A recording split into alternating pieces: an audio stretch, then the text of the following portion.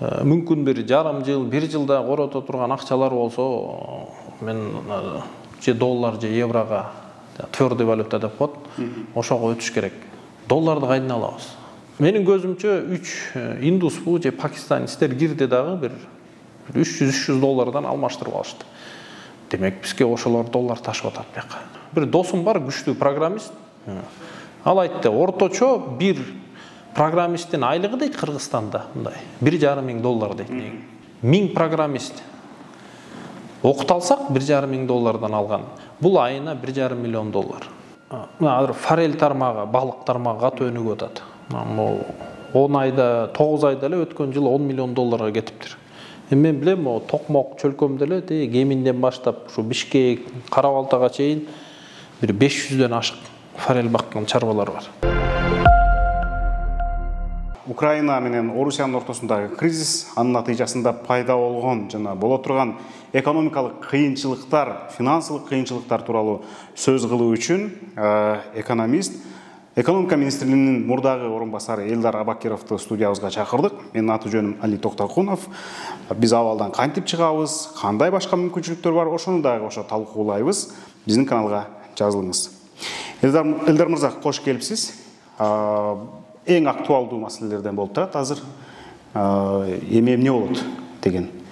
Азык-түлүктөн баштап баардык керектүү товарлар кымбаттайбы, же болбосо Россиядан келаткандар арзандайбы, валютабыз эмне болот, жана башка депчи. Азыркы күндө көрүп атасыз, мына Россияга дээрлик баардык батыш өлкөлөрү, чыгыштан дагы Япония, Корея, Австралиядагы санкцияларды салып атат. Ишигыл мына ушундай көрүнүштөр болуп атат. Рубльдин наркы болсо тарыхта болуп көрбөгөндөй арзандады. Орустардын Борбордук банкы учетный ставканы 20%ке көтөрдү. Бул деген сөз ал жакта кредиттердин да пайызы жогорулайт дегенди билдирет. Андан башка да чараларды көрүп атат. Орустардын банкынын резервдеги жүздөгөн миллиард долларларын азыр блоктоп атышат дегендей. Кырдаал эми кай жагына өзгөрөт? Сиздерде мындай ачык картина барбы же туман сыяктуу элеби? Мен экиле сценарий көрүп атам бул жердечи. Эми биринчи жакшы сценарийден баштайлы. Эгер Украина менен Россия бир билбейм ошо кыска мөөнөттө тил табышса, эми кантип тил табышат билбейбиз. Бирок тил табышса, сүйлөшүп бир согушту токтотса, согуш токтотсо, бул нерселер тынчыйт. Анан мындай аягына чейин түшпөйбүз деп койсок болот да. Жана дно деген сөз бар го. Ошо дного түбүнө жетпейбиз, түшө турган жерге. Анда ошол переговор токтогон жерден баштап жашоо улана берет. Кайрадан калыбына келип. Акырын эми мурункудай дароо бул деңгээлде болбойбуз, ошо башка деңгээлден акырын деңгээлге келе баштайт. Эгер кыска мөөнөт деген менин оюмча бир айдын ичинде ошондой келишим болбосо, анда бул жанагындай узак мөөнөттүү бир кризиске кирип кетебиз да. Узак мөөнөт дегенде канча жыл? Узак мөөнөт. Жылбы же айбы? Менин оюмча бир жагы 1 жыл, андан ары эми айтыш кыйын. Бул эгер санкциялардын артынан эмне болот? Эми ошол Ирандын мисалы бар, Түндүк Кореянын мисалдары бар. Эч ким алар менен соода кылгысы келбейт. Санкциялар алдында жаша улана берет, бирок ал жашоодо өнүгүүнү ойлобойбуз. Күн өтүш керек деген ойлоп калабыз. Тамак-аш, кийим-кечек ушундай деңгээлге түшүп калабыз да. Эми албетте андыр деле андай кыйналган катмарлар көрөп, андай абалга түшсөк, элдин 90% ошол абалга түшүп калат. Жаңы заводдорду куруу, ишкерликти өнүктүрүү, экспортту көбөйтүү деген сөздөр болбой калат. Тамак-аш, кийим-кечек жөнүндө эле сөз болуп калат да. То есть бул жакшы эмес. 21-кылымда албетте бул жакшы эмес.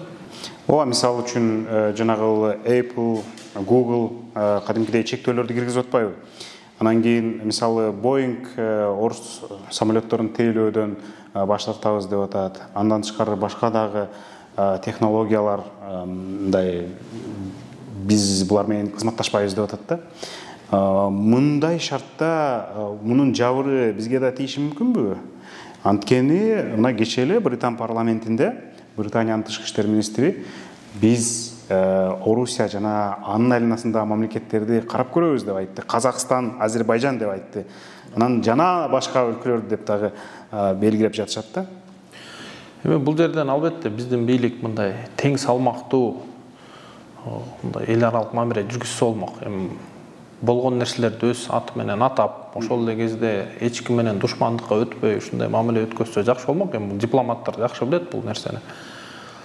Эгер бизде да санкцияга киргизсе, албетте биз SWIFT өчүрүп салышы мүмкүн. Жана Россияга колдонулган санкциянын баарын бизге да колдонсо, анда жагдай ого бетерден оорлойт. Жок, бул реалдуубу азыр сиздин оюңузча? Санкцияны Кыргызстанга кошо киргизүүсү. Эми сөз сүйлөнүп атат, иш түрүндө канчалык ишке ашат билем, биздин бийликтин реакциясы. Мына бүгүн Эдил Байсалов айтыптыр. Биз 3000 жылдагы ООНдун мүчөсү болобуз, суверендүү өлкө болобуз. Эми бул жанагы ага чейин сөздөрдү мындай жумшатканга аракет кылды. 300 жыл Орусия менен кала беребиз деген сөздөрдү. Ал 10 эсе көбөйтүп 3000 жыл суверендүү өлкө болобуз дейт. Эми кээ бирлер айтат го, Ош шаарына 3000 жыл деп мүмкүн ошол жерден цифраны алды же 10го көбөйттү жөн эле. Эгер бизге санкция колдонбосо, бизде мындай кичинекей болсо да терезечи бар да. Мындай айтканда, бүгүн окуп атам твиттен, Россия тарап, Белоруссия тарапта программисттер бизге келип иштегенге мындай изденип атышыптыр. Например, бизде жана жогорку технология паркы бар го, парк технология, ошолорго мындай коңгуроолор болуп атыптыр. Биз Бишкекке келип иштешсек кандай болот? Бишкекке келип иштеп, анан Бишкек аркылуу же болсо ошол санкция салынбаган өлкөлөр аркылуу кийинебөчү болот. Ошол терезечени биз колдонуп, Кыргызстандын экономикасына бир плюс кылсак болот эле да, бир өнөктөштүк бир ишканаларды ачып, мындай айтканда, эми ар бир кризисте мүмкүнчүлүк бар. Албетте, бул мүмкүнчүлүктөр сөзсүз түрдө бул тууралуу дагы сөз козгойбуз. Эгер силер айтып аткан Кыргызстан бир аз кыйынчылыктар тууралуу мындай ачык маалымат берип айта кетели. Азыр адамдар билбей атат да, эмне кандай реакция кылышты, кай жерде кандай кыйынчылыктар бар экенин көп ажырата албай атат. Технологиялар боюнча кыйналуу болот дедиңиз. Мындай жөнөкөй нерседен баштайлычы. Мына азыр курс 95, Азыр 95. Сиз экөөбүз сүйлөп атканда ошончо балким өйдө ылдый болот. Жакын жерде Киевский Манаста 95-96 деп турат. Азыркы курс менен уже бензиндин баасы 70 сом болуш керек. Азыр эски запастар түгөнүп атат окшойт. Муну мен айткан жокмун. Муну ошол Нефтетрейдер ассоциациясынын жетекчиси Канат Ишатов кечээ аркылуу айтты окшойт. 8 сомго кымбаттайт деди, ошондо ошого бар. 95. Бирок салттуу түрдө сом ар дайым рубльдан бир аз төмөн болгон. Эми рубль 105 деген сомдо ошонун артынан кетиши мүмкүн. Анткени калайбызбы, биздин экономиканын 60-70% Россиянын экономикасына, Россиянын рубльуна байланган. Мигранттарыбыз ошол жактан акча жиберет, товарыбыз ошол жакка экспорт болот. Демек, мына рубль 75ден 105ке чыкты, 40% разница. Ошол эгер биз 40%га түшүп кетсек, сомдун куну 40%га түштү деген сөз, бул ар бир кыргызстандык сом менен кирешет абат да, бизде 90-95% сом менен кирешет абат. Ошолордун баарынын 10 000 сому 6 000 сомго айланып калат. Ошону түшүнүш керек да. Эң баштапкы түз ар бир кыргызстандык сезген нерсе ушул болот. Анан жана башта айтып кеткен технология, албетте кайсы бир заводдор сырттан бир нерсени сатып алыш керек болот. Жабдыктарды, запчастарды, чиптерди. Эгер санкциялар иштеп баштаса, алар сатпай баштайт.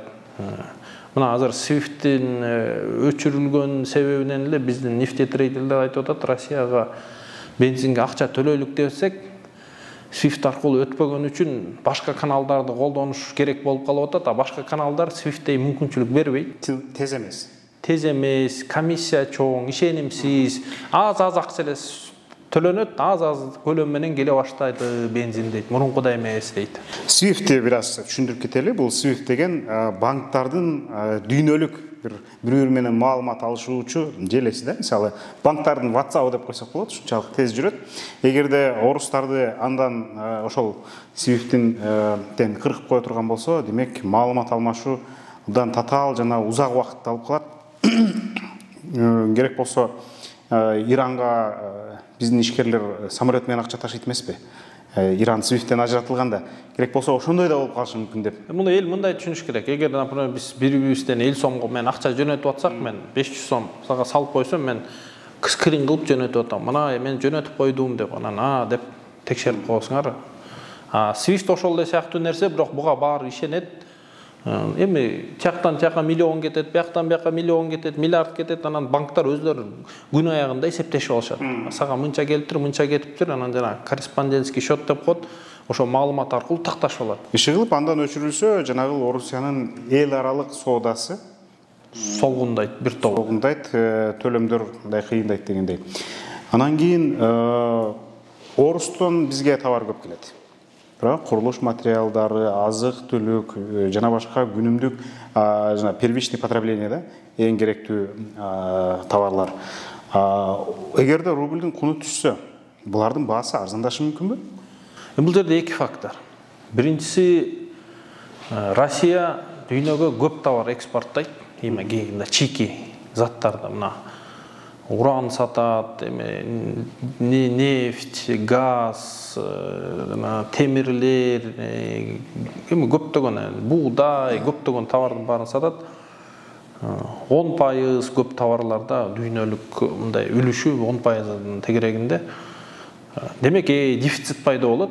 Ал товарлар кымбаттайт. Нефтин баасы 105-ке чыкты, 120-га чейин чыгат деп атат. 95-тен 105-ке чейин чыгып кетти. Башка товарлардын баасы да кымбаттайт. Албетте, Россия кымбатыраак сатканга аракет кылат. Бирок маселе ким сатып алат? Жана санкция жарыялаган өлкөнүн баары сатып ала албай калат. Бирок кээ бир эксперттер жазып атат, эми Кытай алат, дагы бир мүмкүн башка өлкөлөр алат. Бирок Кытайга деле кошумча санкциялар кереги жок. Мамилени бузуу нерсе кереги жок. Алар деле официалдуу түрдө албайбыз деп башташы мүмкүн. Демек, Орус менен ким санкция астындагы өлкө менен ким кызматташса, аларга дагы тиет деген жери бар да. Муну мисал эме катары алса болот. Мына биз кумтөрдүн алтынын бизде жана эмеден чыгарып салбадыбы?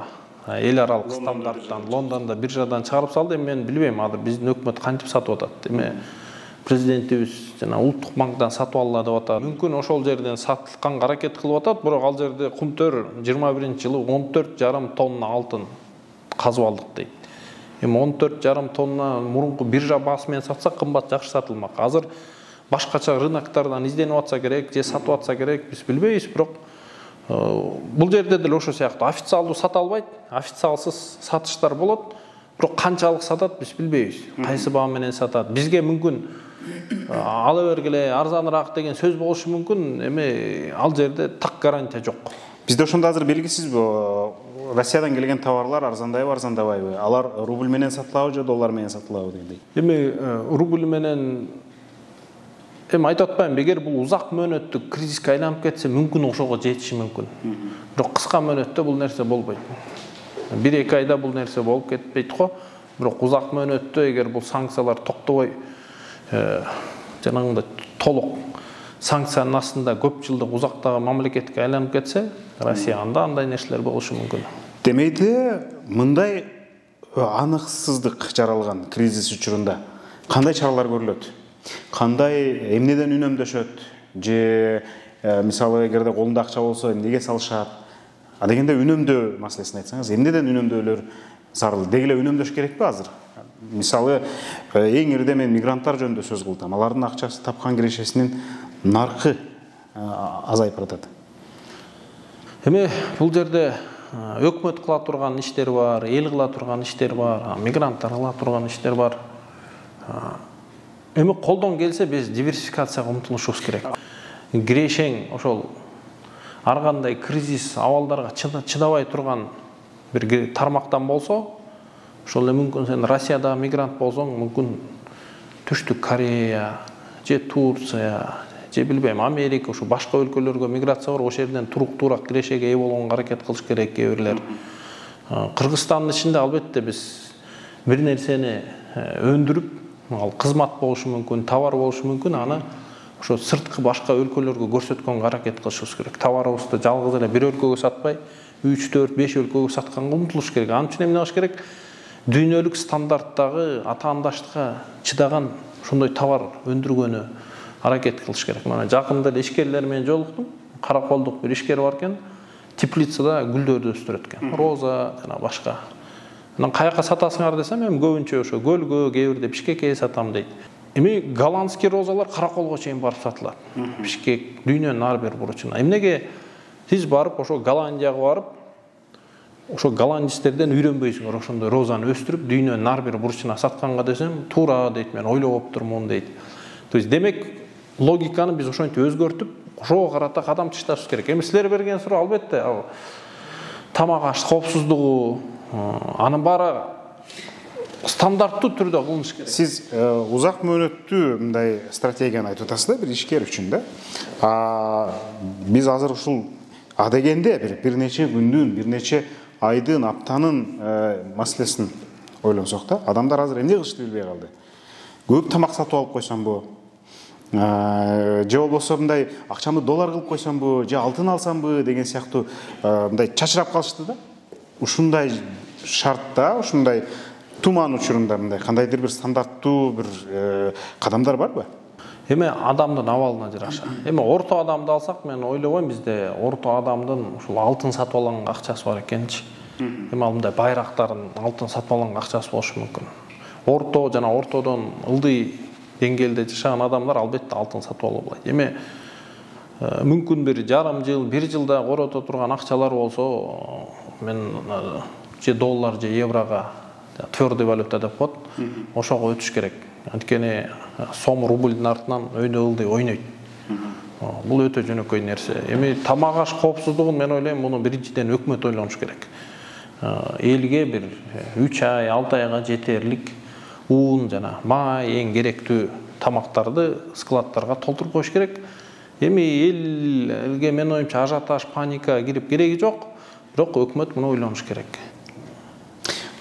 Паника боюнча бул психология маселеси дагы абдан маанилүү эмеспи? Чынында эле азыр ошондой көрүнүш байкалып атат да. Муну ушул кырды алды, мисалы пандемия адеп башталган 2020 жылдын башындагы кырдаалга кандайдыр бир окшошсузсак болот да. Анда дагы алдыда эмне болуп кетет деген аныксыздык бар эле. Бирок ошол доордон дагы өтпөдүкпү? Мен оюмча паникага алдырып үйдүн баардыгын тамак ашка толтуруу канчалык зарыл деген дагы суроо турат да. Анткени элдин баардыгы ошенткен сайын азык түлүктүн баасы асманды тээп кетет. Мен оюмча талааларды себиш керек. Мына жаз келди. Кенен өзүбүзгө жете тургандай буудай, жүгөрү жана башка нерселерди эгиш керек. Сугатты ойлонуш керек. Азыр ошо менен алек болуш керек. Дыйкандар дагы, элдер дагы. Бирөө жазып атат, ушул быйыл бир дагы жериңерди калтырбай айдагыла. Анткени эмне сепсеңер дагы өтөт, желет дегендей. Аны кыла бериш керек, аны кыла бериш керек. Кайсы жерге эми тоолуу райондорго картошка жакшы өсөт, башка районго бүт эле нерселер өсөт. Ошону кыла бериш керек. Эми ал дыйкандар жыл сайын кылып эле аткан нерсе. Бирок быйыл менин оюмча дагы мындай серьезныйраак мамиле кылыш керек бул нерсеге. Президент Facebook'una жазып атат, биз өкмөт антикризистик чараларды иштеп чыгууну баштады деп. Антикризистик чара дегенде азыр эң эффективдүүсү катары кайсыны көрүп атасыз? Кыска мөөнөттө ишке ашырылчу чаралар катары. Эми биз сырттан, мына даже Россия бизге рубльга сатпайт, нефти деле сатпайт, буудайды деле сатпайт, майды деле сатпайт. Баарын долларга сатышат. Ооба. Дүйнөлүк бүт товарлар доллар. Демек бизге көбүрөөк доллар керек. Долларды кайдан алабыз? Долларды же биздин мигрант ошо Россияда иштеп долларга которуп, ошо 50 миң, 100 миң рубль тапкан акчасын долларга которуп бизге салып атат. Туугандарына жана башка. Мына былтыр 75 курс кезинде 2,7 миллиард доллар салыптыр. Эгер адыр рубль мына 105 деп адыр турат, биржаларда жалып турат. Демек ал уже 1 миллиард долларга азыраак акча келет. 1,6 миллиард доллар келип калат. Значит, доллардын ошо 1 миллиард долларды ордунан кайдан табабыз деген суроо бериш керек өкмөт. Мына кечээ мен обменникке кирдим. Как раз Киевский Манаска кирип мындай кызыгып сурадым. Сизде доллар барбы десем, бар, проблем жок деди. Менин көзүмчө 3 индус же пакистанецтер кирди дагы бир 300 доллардан алмаштырып алышты. Демек бизге ошолор доллар ташып атат бияка сырттан. Бул экспорт медицинское образование деп коет. Медициналык билимди биз сыртка сатып, мына бизге доллар келип атат. Ар бир индус, пакистанец келип Кыргызстанга 10-15 миң доллар жылына калтырат. Биз болсо эмне кылдык? Мына бир ай мурун Акылбек Жапаров айтты, биз вуздарды эмеме. Саламаттык сактоо министри айтты. 5-6 эле вузга уруксат беребиз. Медициналык билим бергенге калгандарга бербейбиз. Мен таң калдым да ошол. Бул монополия биринчиден. Бул монополия, бул туура эмес кадам. Бул ошо 5-6 адам эле байысын, калгандар байыбасын деген нерсе. Андан кийин биздин саламаттык сактоо министри айтып атат. Бизде ушундай 17 вуз бар экен, азыр 12ге кыскартабыз. Мен түшүнбөдүм эмне себептен. Азыр Нарынга барсаң, Нарын мамлекеттик университетинде аз эле студент окуйт. Шаар акчага муктаж, айлык өтө төмөн. Ой, ошака бир 3 миң, 5 миң индус Пакистандын вуздарынан иностранецтерди алып кел, ошол эми Нарынга шаарына бир 5 миң студент алып келсең, жылына жок дегенде бир 50 миллион доллар кирет шаарга. Бул эмне деген чоң салым? Ошол жерде жергиликтүү ооруканалар менен, врачтар менен иштетип, сабак бердирип, Караколго кылсаң болот, муну Баткенге кылсаң болот, Таласка кылсаң болот. Эми 1000 киши. Мында эсептесек, 1000 киши 10 миң доллардан бул 10 миллион доллар. 10 миң киши бул 100 миллион доллар. Бул уже чоң акча. Мен ошол дал валютаны сырттан алып келүүнүн логикасын ойлоnuш керек. Анан билим берүүнүн деңгээли, сапаты, ана ошого карата иштеш керек күнү-түнү. Специалисттер даярдаш керек.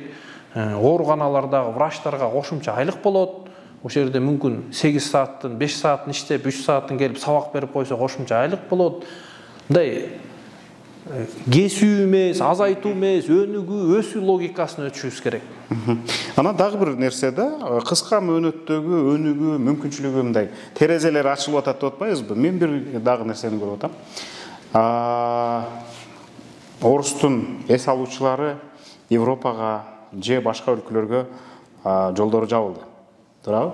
Анан көбүн эсе Түрк жака, Египетке, Азияга агылат. Анын ичинде сөзсүз түрдө ысык көргө да келбей койбойт эмеспи?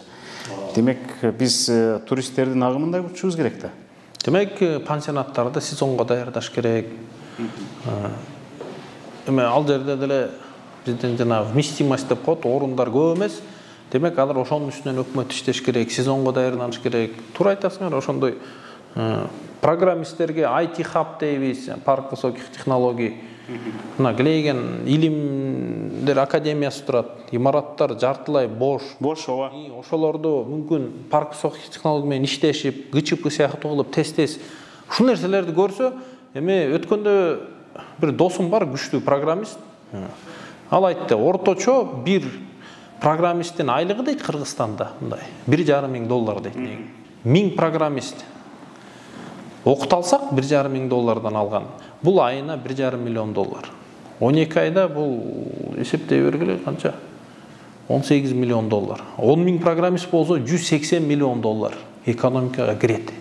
Бул жанагы биз айтып аткан миллиард доллар азайса, ошону ордун алмаштыра турган механизмдер. Мына эгер 10 миң сырттан студент алып келсек, окутсак, мына уже 100 миллион доллар. 10 миң программист алып келе алсак, 180 миллион доллар. Жана туристтерди алып келе алсак, бир канчаны миллион турист мүмкүн 1000 доллардан келип калтырып кетсе, ушул сыяктуу санап ошонун үстүнө күнү-түн иштеш керек. Ишкерлерге шарттар түзгүлө, кылгыла дегенде стимулирующий механизмдерди өкмөт күнү-түнү жасаш керек. Мен бир тенденцияны мындай байкайм да. Муну эми өкмөт эмес, адамдар өзү жакшы-жакшыга жетейин деген умтулуудан улам пайда болду. Мисалы, Кореяда кыргызстандык мигранттар көбөйүп атат. Себеби дегенде Россиядан ал жака барып атышат. Мисалы, Чикагодо такси айдаш үчүн баргандар, анан көбүнесе IT тармагына болуп кетишти. Себеби дегенде ал жакта акча көбүрөөк. Мындай иштерди кылса болот экен да. Биз Россияда эмгектенип жүргөндөрдү ушул тарапка үндөшүбүз керек турбайбы азыр анда? Албетте, бул диверсификация деп коет. Эми миллион мигрант Россияда жүргөндө мүмкүн 100 миң, 200 миң, 300 миң уже башка өлкөлөргө дагы жумуш тапканга жардам бериш керек. Ошолордун элчиликтери менен иштешип, виза маселелерин чечип, Чехия деле айтат, Биз 1000 евродан өйдө айлык төлөгөнгө даярбыз. Көптөгөн мынча 3000, 5000 мигрант кабыл алганга даярбыз, бирок өзүнүн бир шарттары бар. Мүмкүн тил маселеси жана башка маселелер. Эми ошого күнү түнү даярдык көрүп издеш керек. Отуруп тизме түзүп чыкса болот. Бул эң биринчи барып аткан өлкөлөр. Ошол эле Германиянын деле бир топ шаарларында өткөндө статистика окугам, например, бул шаарда там миллион жумушчу жетишпейт, бул шаарда 1,5 миллион. То есть ал жерде жергиликтүү эл тез карып пенсияга чыгып аткандыктан ал жерде чындыгында муктаждык өтө чоң жумушчуларга. Бирок маселе Японияда деле абал ошондой. Бирок аларга адамды даярдаш оорурак. Бизде Кыргыз улуттук университет турат, башка университеттер турат. Демек, мүмкүн алар ошол жерге тил үйрөтүү, ошол жердин мыйзамдарына даярдаштырган бир факультеттик адистерди мүмкүн ачыш керек. То есть итак эле 70-80% мектепти бүткөндөр, университетти бүткөндөр мигрант болуп кетип атат. Россияга барып кофейняда официант болуп иштеп атышат, грузчик болуп иштеп атышат, таксист болуп иштеп атышат. Ошол реалийди кабыл алып, мүмкүн университеттер ошол Германия, Япония, ошондой өлкөлөрдүн талаптарын изилдеп, ошолорго даярдаш керек. Сиз экономика министрлигинде иштегенсиз, ал жерде бардык статистика колуңарда, биздин потенциал тууралуу маалыматтар бар. Иштетилбей калган потенциалыбыз канчалык Кыргызстанда? Жер потенциалы дейбизби, же болбосо башка дагы бир бизнес потенциалы, IT тармагында потенциалбы, башка иштетилбей калган. Биз ушул жерде мынча жумуш орунду түзсөк болот. Мен ишкерлерге көп эле семинар өтөм да, тренингтердичи. Көп ишкерлер айтат, мен жумушчу таппай атам дейт. Мына Нарынга барып келдим, жакында айтат, мына бул эме эт азыктарын чыгарган компания экен, пилмен, манты, котлет, менде жумушчу жетишпейт дейт. Жумушчуну алам, эме 15 000 сом төлөйм дейт, 20 000 сом төлөйм, бирок ал Москвадагы айлыкты 50-60 000 рубльди көрүп кетип калып атат дейт. Өйткөнү Россияга кетип калыш эч мындай маселе эмес. Эми билетти аласың 10 000, 20 000 сомго бүттү, кеттиң. Ал жерде 50-60 000 рубль табыш кыйын эмес. Таксисттер 100 000 рубльга чейин айына табат. Алар эми досторунан, баарынан угат да, тааныштарынан баары кетип атышат. Мындай квалификациялуу керектүү кадрлар Кыргызстанда жок болуп атат. Көптөгөн ишканалар изденип атат. Эми алардын санын айтса, мен оюмча бир 10 000, 100 000 деген сан чыгат болуш керек. Азыр сиз жанагы Европа өлкөлөрүн айтып атасыз, ал жака азыр Украинадан качкындар көбөйгөн шартта Россия жана анын айланасындагы өлкөлөргө болгон маанай бузулуп турган чакта бизден мигранттарды кабыл алышы кыйын го. Ошон үчүн мен башка мүмкүнчүлүктөрдү сурап атам. Ошон үчүн Кыргызстандын ичинде мүмкүнчүлүктөрдү сурап атам да. Кыргызстанда көп нерсе бар. Мына ошол эле азыр форель тармагы, балык тармагы катуу өнүгүп атат. Могу 10 айда, 9 айда эле өткөн жылы 10 миллион долларга кетиптир. Мен билем, Токмок чөлкөмдө эле Геминден баштап ушу Бишкек, Кара-Балтага чейин бир 500дөн ашык форель баккан чарбалар бар. Эми ал жерде чоң эле каражат бар. Бирок албетте өйдө ылдый болуп атат, балык ооруп калып атат, үйрөнүп атабыз, дарылаган үйрөнүп атабыз. Бирок бул процесс кетип атат. Багбанчылык боюнча сөз болуп атат. Азыр жайыттардын 500 000 гектарына уруксат беребиз дейт бак тиккенге. Бирок аяка кайра эле инфраструктурага инвестиция керек. Мириги сууларды тартыш керек. Жана башка. Эми ал жерде 1000, 10 000 деген жумуш орундар бар. IT тармагында деле ар бир университетке, ар бир, мен ойлойм, азыр эң жөнөкөй чара ар бир мектепке айтишник мугалим менен англис тил мугалимдерин күчтөтүп койсок эле, бюджеттен атайлап бир акча бөлүп, шарт талаптарды күчтөтсөк эле, бул бир 3-4 жылда эле уже жыл сайын 100-150 000 окуучу бүтөт да мектепти. Ошонун жок дегенде бир 30-40% ошол эмеге ээ болсо, тил, IT тармагына уже көп маселе чечиле баштайт четинен. Жанагы жуниор программисттерди, младший, кичи программисттерди бир жарым жылдын ичинде эле даярдап чыгарып атпайбы? Анан алар бара-бара өздөрүн өнүктүрүп, чоң программистке айланууну көздөшөт. Мен жакында эле бир тигүүчү бизнести кармаган бизнес мен эже менен сүйлөшүп көрсөм, ал айтат, сиз азыр айткан маселени айтты, Кыргызстанда чындап эле жумуш орундары бар. Айлыгы деле сиз айткандай эмес, жогору эле. бирок негедир ошолордо ишенич жок, үмүтсүздүк көбүрөөк деп жатышат да. Эмне үчүн ошол кадрдык потенциалды ошол кармап кала албай жатат Кыргызстан? Эмне кылыш керек бул жерде? Кандай ишеничти бекемдеш үчүн эмне кылуу керек? Эми сиз айткан айым ишкер менин оюмча Бишкекте иштеп атса керек. Жок, чүйдө. Эми азыр көп тигүү тармагы ошо айылдарда ачылганга аракет кылып атат. Анткени айылда үй бүлө жашаса, ал жерде эми 2, 3, 4, 5 баласы бар. Балдары жарымы мектепке барат, жарымы бала бакчага барат, анан өзү ошол жерден эле иштеш керек да. Ошон үчүн кийим тигүү цехтерин айылдар ачкандардын жумушчулары туруктуу болуп атышат. Шаарга келгендердики бир цехтен бир цехке өтүп кетип атышат. Конкуренция күчтүү болуп, анан региондон Бишкекке келгени менен региондон Москвага кетип калган чоң деле айырмасы жок.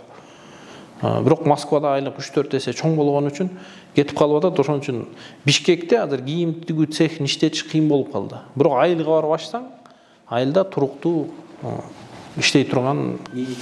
Ооба, Москвада айлык чоң болгону менен чыгымы да чоң да. Сиз айткан жана Чехияда евро менен айлык бергени менен, же крон менен айлык бергени менен чыгымы да евро же крон менен, сом менен коротпойт да.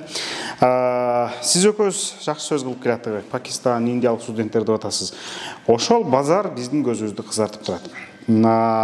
Сунуштар болуп атат. Кыргызстан, Кытай, Кыргызстан, Өзбекстан жолуна чалы, ошол түштүк тарапка дагы чыгалы депчи. Биз үчүн жакынкы перспективада ушуну ишке ашыруу канчалык реалдуу?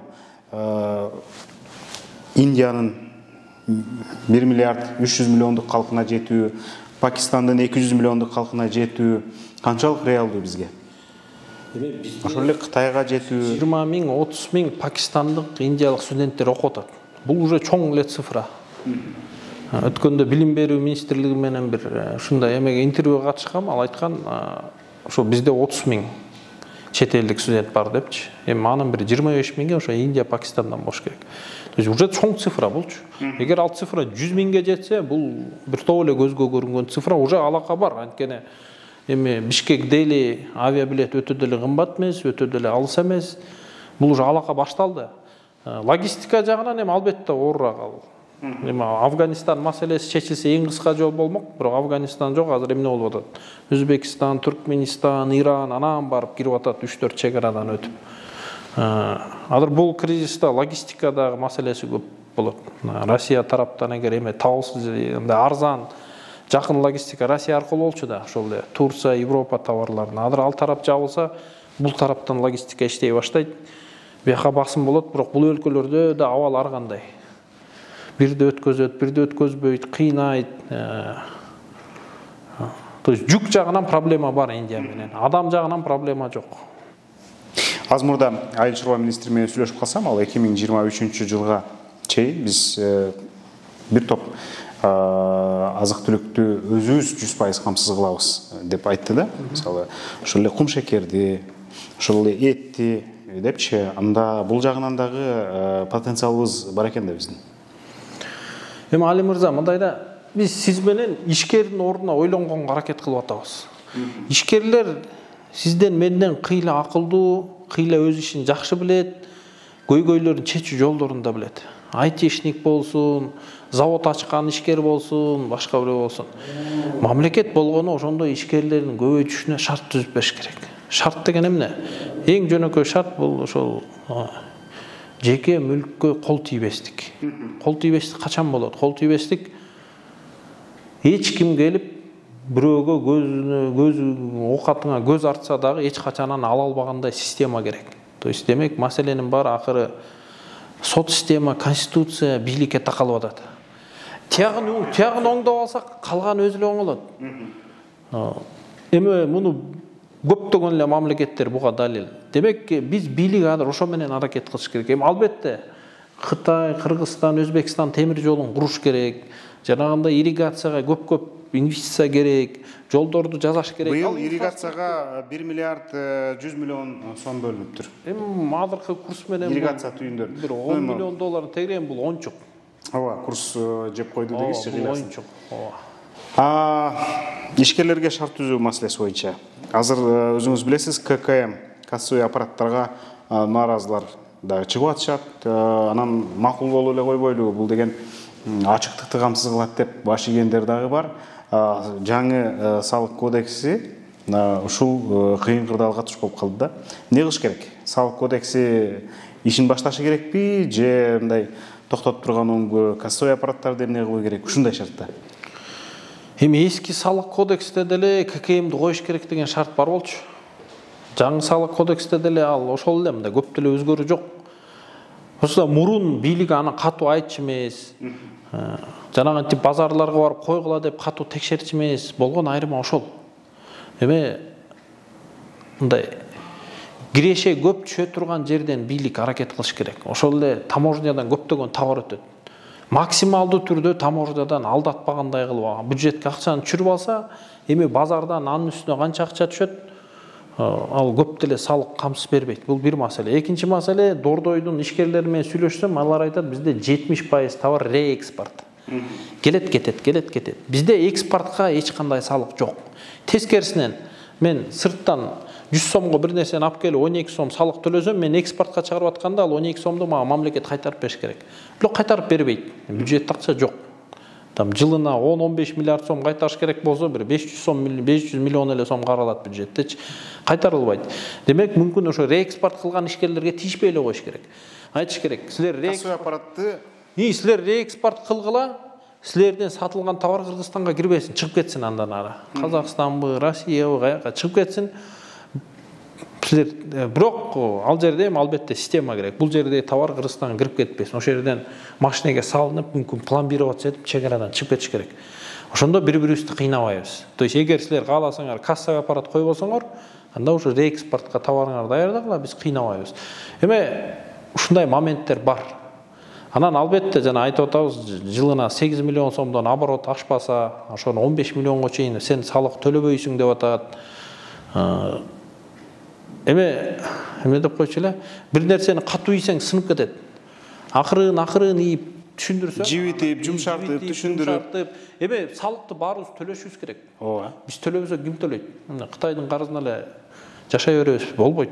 Өз акчабызга жол салганы, мектеп, больница салганы үйрөнүшүбүз керек, салык төлөш керек. Бирок сындырып албаш керек ишкерлерди. Акырын түшүндүрүп, анан мен айткандай көбүрөөк налогду ошо чегарадан чечиш керек. Ал жерде рентген машинаң турат, тараза турат. Ошол импорт кылган ишкерден толук товардын тизмесин сура, бааларын сура. Демек, мамлекеттин ичинде коррупция маселесин чечилсе, тиякта кийин жеңил чечилет да. Бул бири-бирине байланышкан нерселер. Сизге чоң рахмат Элдар мырза. Бүгүнкү күндөгү актуалдуу маселелерди жана абалдан чыгуунун жолдору боюнча талкуу жүргүздүк. Биз менен экономика министринин мурдагы орун басары, эксперт Элдар Абакиров болду. Мен Атужан Мали Токтакунов, биздин каналга жазылыңыз. Мындан ары да ушундай актуалдуу интервьюларды сунуштап турабыз.